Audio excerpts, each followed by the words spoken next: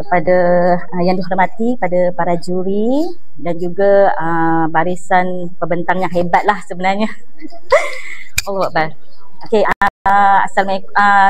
Saya Nur Aiza binti Muhammad Dakam, cikgu daripada Sekolah Menengah Kebahasaan Parit Bunga, Tangkak. Saya guru PBMA membuat pakaian, PPW untuk subjek PBMA. Okey, tajuk kajian tindakan yang saya buat ialah meningkatkan kemahiran murid tingkatan 4 OKED membuat pola pakaian secara efisien menggunakan tolok basi.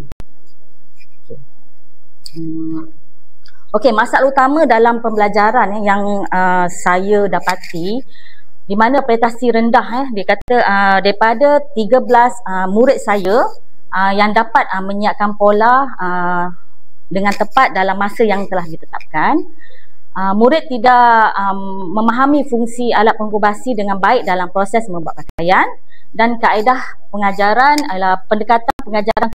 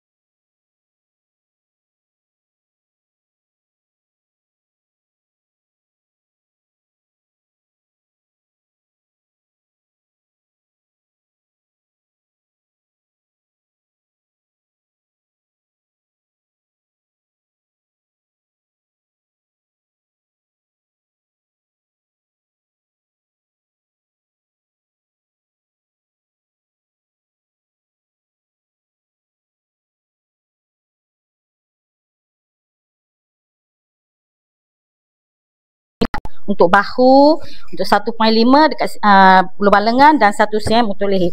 Maknanya sebelum ni kalau budak menggunakan tali ukur, dia terbelit-belit kat kepala dia ataupun pembaris yang panjang tu. So bila kita membuat intervensi yang ini, budak lagi senang untuk buatlah. Lagi satu dia comel, kan, senang untuk budak guna. Okey, itu tadi adalah ciri-ciri yang dah kepentingan lah untuk bahagian yang saya buat tu. Maknanya untuk leher tu 1 cm, okey, untuk bahagian leher. Untuk basi dia lah.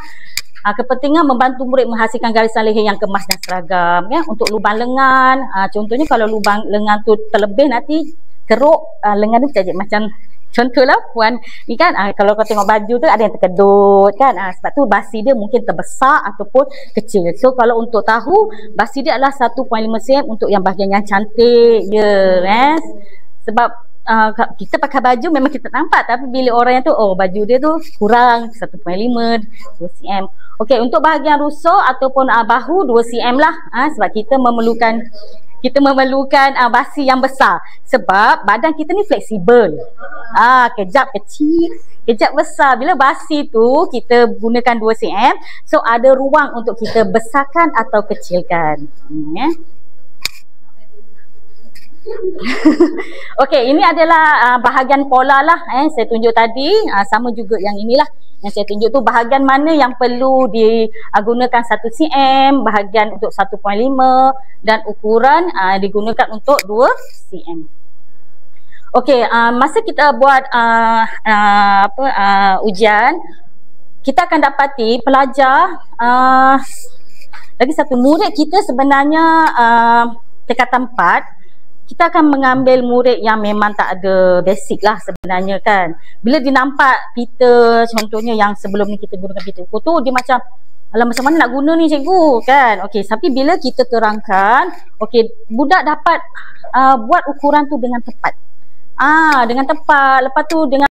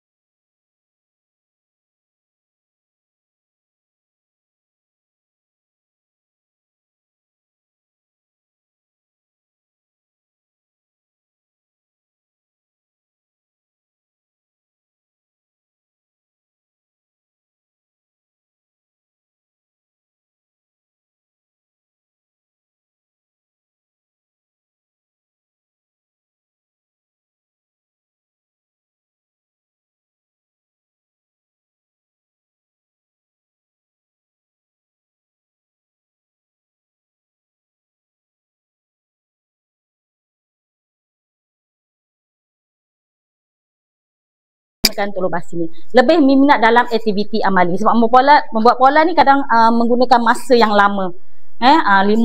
Kalau satu hari tu daripada pukul 1 sampailah pukul 3, macam tu lah kalau PVMA punya masa lah. Okey, rumusan dan aplikasi kajian. Okey, kejayaan intervensi ini menggunakan telur basi berjaya meningkatkan kemahiran murid membuat pola